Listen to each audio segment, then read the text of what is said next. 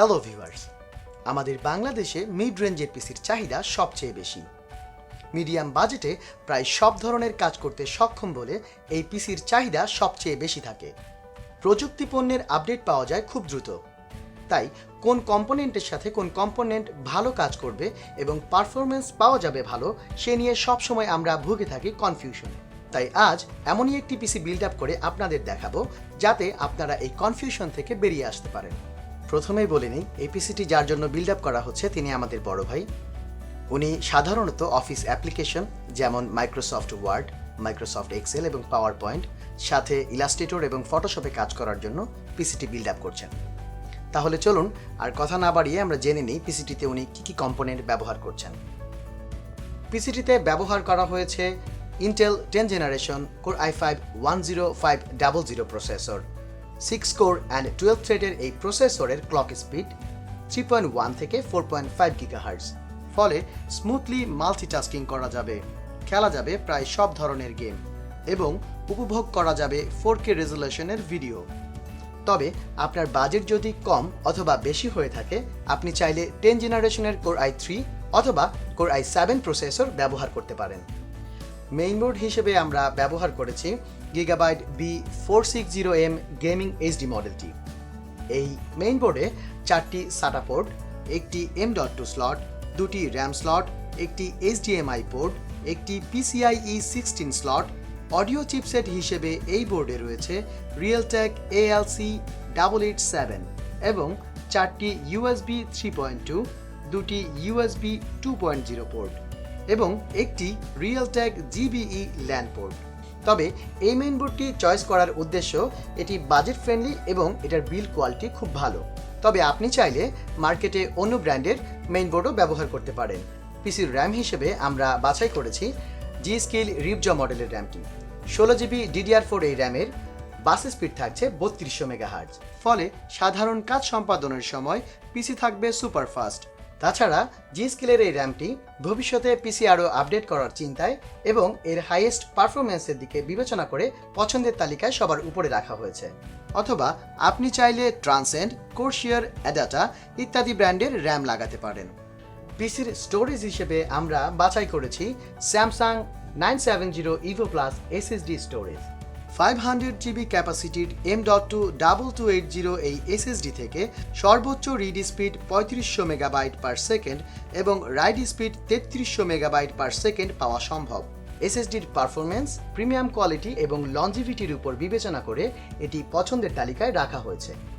তবে এই সেটআপে বাজেট কম থাকার কারণে আমরা হার্ড ডিস্ক ব্যবহার করিনি। আপনি চাইলে আপনার বাজেট অনুযায়ী হার্ড ডিস্ক ব্যবহার করতে পারেন। মূলত এই সেটআপটি তৈরি করা হচ্ছে অফিস অ্যাপ্লিকেশন, হালকা গেম এবং ফটোশপের কাজ করার জন্য। কিন্তু এই পিসিতে আলাদাভাবে কোনো গ্রাফিক্স ব্যবহার করা হয়নি, কারণ ইন্টেল 10 জেনারেশন প্রসেসরে USD 630 গ্রাফিক্স বিল্ট ইনভাবে দেয়া আছে। তবে আপনার যদি প্রয়োজন হয়, Zotac, ASUS, Gigabyte, MSI ইত্যাদি ব্র্যান্ডের 2, 4, 6 এবং 8GB গ্রাফিক্স সংযুক্ত করতে পারেন। পাওয়ার সাপ্লাই হিসেবে আমরা বাছাই করেছি Gigabyte GP-PW400 এই মডেলের পাওয়ার সাপ্লাইটি। যদিও এই সেটআপের জন্য 400 ওয়াট অনেক বেশি, তবে ভবিষ্যতে পিসির আপগ্রেডের কথা মাথায় রেখে এটা নেওয়া হয়েছে। এই পাওয়ার সাপ্লাইতে 120 মিলিমিটার একটি ফ্যান সংযুক্ত রয়েছে এবং ওভার ভোল্টেজ প্রোটেকশন ফিচারযুক্ত এই পাওয়ার সাপ্লাইয়ের লাইফ সার্কেল অন্তত 1 লক্ষ ঘন্টা। এটি পছন্দের তালিকায় রাখার কারণ এই পাওয়ার সাপ্লাইটি 80+ ওয়াইট সার্টিফাইড এবং এটি বাজেট ফ্রেন্ডলি। অথবা আপনি চাইলে কুলার মাস্টার, থার্মালটেক, কোর্সিয়ার, ভেলুটপ ইত্যাদি ব্র্যান্ডের পাওয়ার সাপ্লাই নিতে পারেন। Now we are going to talk about our casing. ডেস্কটপটির সম্পূর্ণ সেটআপ আমরা সাজিয়েছি Gigabyte AORUS GB-C200G এই মডেলের কেসিং দিয়ে। 165 মিলিমিটার উচ্চতার এই কেসিংটি মূলত গেমিং কেসিং। তবে আপনি চাইলে ডিলাক্স, গোল্ডেন ফিল্ড, থার্মালটেক, ভেলুটপ ইত্যাদি ব্র্যান্ডের কেসিং লাগাতে পারেন।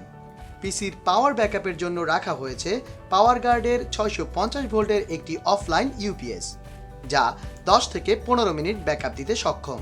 পিসির মনিটর হিসেবে বেছে নেওয়া হয়েছে BenQ GW2283 মনিটর। 21.5 ইঞ্চির ফুল HD এই মনিটরের রেসপন্স টাইম 5 মিলিসেকেন্ড। এবং রিফ্রেশ রেট 60 হার্জ। 8-বিট কালার ডিসপ্লের স্লিম ব্যাজেলের এই মনিটরে রয়েছে দুটি built in 1 watt speaker, dual HDMI connectivity, flicker free technology, exclusive eye care technology, wide viewing angle technology সহ রয়েছে অ্যাম্বিয়েন্ট লাইট এবং লো ব্লু লাইট সহ ইত্যাদি নানা feature. Built in speaker, resolution এবং দরকারি সব ফিচার্স থাকায় এই মনিটরটি বাছাই করা হয়েছে।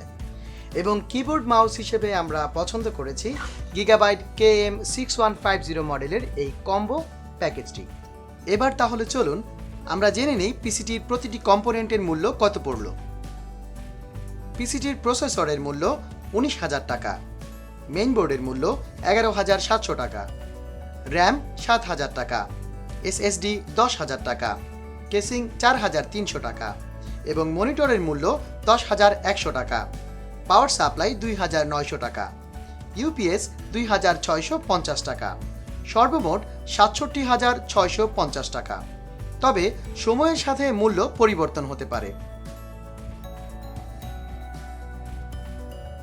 সো ভিউয়ার্স, তাহলে এবার চলুন আমরা দেখে আসি পিসিটি কেমন পারফরমেন্স দিচ্ছে।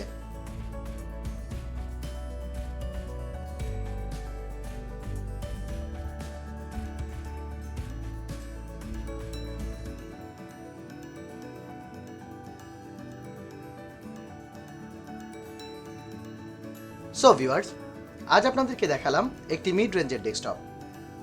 রায়ান্সের প্রতিটি শোরুম থেকেই ডেস্কটপের কম্পোনেন্টগুলো সংগ্রহ করতে পারবেন। আপনি চাইলে অনলাইনে অর্ডার করতে পারেন। অনলাইনে অর্ডার করতে ভিজিট করুন www.ryanscomputers.com। আর আমাদের ভিডিওটি ভালো লাগলে লাইক, কমেন্ট এবং শেয়ার করে দিবেন। আজ তাহলে এই পর্যন্ত, দেখা হবে আগামী অন্য কোনো ভিডিওতে। ভালো থাকবেন।